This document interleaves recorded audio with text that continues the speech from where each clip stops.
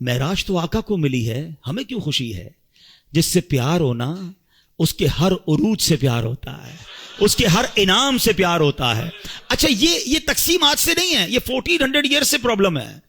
کچھ لوگ اس دن بھی پریشان ہوئے تھے جب معراج ہوئی نا، تو اس دن بھی کچھ لوگ اعتراض کر رہے تھے، یہ کیسے ہو سکتا ہے؟ رات کے تھوڑے حصے میں آپ جناب بیت المقدس بھی ہو کر آ گئے، آسمانوں کی سیر کر کے آ گئے۔ آرگیومنٹ ہوا تھا، مکے میں ہنگامہ ہو گیا تھا، کفار مکہ مذاق اڑا رہے تھے۔ ارے وہ گئے تو تھے حضرت ابوبکر صدیق کے گھر پہ اور جہاں کر کہا تھا، اے ابوبکر جس نبی سے محبت کرتے ہو پتہ ہے وہ کیا کہتے ہیں؟ ابوبکر صدیق رضی اللہ تعالیٰ کہنے لگے، بتاؤ میرے آقا کیا کہتے ہیں؟ کہ وہ کہتے ہیں کہ رات کے تھوڑے حصے میں بیت المقدس ہو کر آ گئے۔ اب پتہ ہے یہ کتنا مشکل تھا سمجھنا ان کے لیے۔ عقل یہ کہتی ہے کیونکہ بیت المقدس کی جو جرنی تھی فرام مکہ ٹو فلسطین، اٹس اباؤٹ 1 month جرنی، 1 مہینے کا گھوڑوں پر اونٹوں پر سفر تھا، مہینہ جانا مہینہ واپسی، اور رات بھی نبی پاک یہاں ہیں، فجر میں بھی یہاں ہیں، اور دعویٰ یہ ہے کہ میں رات ہو کر آیا ہوں۔ بڑا شور مچا، سبحان اللہ۔ صدیق اکبر نے کہا اگر میرے آقا فرماتے ہیں تو سچ فرماتے ہیں، آقا فرماتے ہیں تو حق فرماتے ہیں۔ اچھا لوگوں نے بڑا آرگیو کیا،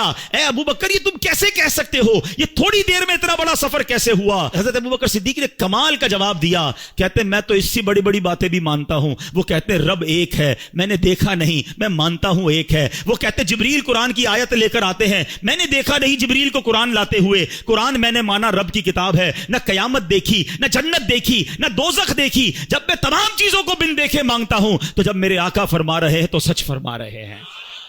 اچھا اب تھوڑا سا لاجیکلی بھی سمجھا دو، ینگسٹر بیٹھے ہیں آج کل بڑی کنفیوژنز پھیلائی جاتی ہیں، یار یہ معراج جو ہوئی تھی نا یہ خواب میں ہوئی تھی، انکار تو کر نہیں سکتے، قرآن میں ذکر ہے، تو کہتے معراج ہوئی تھی مگر خواب میں ہوئی تھی۔ اب میں ذرا لاجیکلی آپ کو سمجھا دیتا ہوں۔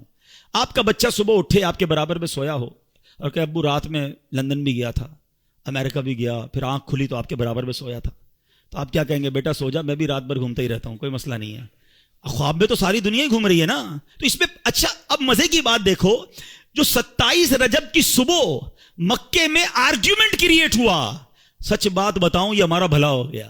مجھے ایک بتاؤ بات جھگڑا کیا ہوتا اگر نبی پاک یہ اعلان فرمایا ہوتا میرے آقا نے کہ میں خواب میں بیت المقدس گیا ہوں، تو پھر اعتراض کس بات کا ہے؟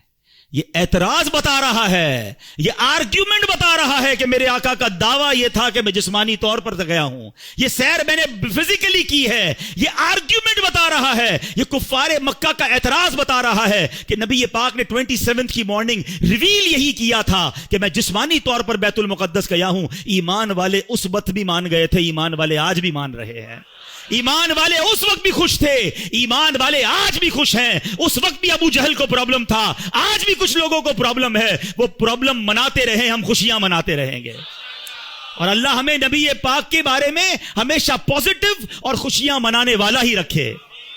یہ صدیق اکبر کی شان ہے۔ فرام دیٹ ڈے صدیق اکبر صدیق کہلانے لگے، کیونکہ تصدیق کی، آپ نے بن دیکھے تصدیق کی اور خوشی بنائی۔ وہ پنجابی لوگ بڑی پیاری بات کہتے ہیں، اللہ کرے ہم بھی ایسے بن جائیں کہ ایسی منن والے ہیں، سوچن والے نہیں ہیں۔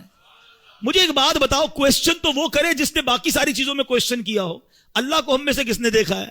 ہمیں تو آقا نے فرمایا رب ایک ہے، ہم نے مان لیا، کتاب بتائی کہ یہ قرآن ہے، ہم نے کہا رب کا کلام ہے۔ جب ساری باتیں نبی پاک کی مان رہے ہیں، وہ بتا رہے ہیں جنت میں جانا ہے، دوزخ میں نہیں جانا ہے، وہاں عذاب ہے، قیامت آنے والی ہے، ہمیں تو سب ملا آقا کے صدقے ہے۔ تو یہی آقا جب فرماتے ہیں کہ معراج ہوئی ہے تو یقیناً ہوئی ہے، اور سنو یہ آقا معراج کی رات بھی تمہیں بھولے نہیں ہیں، وہاں پھر بھی تمہیں یاد رکھا ہے۔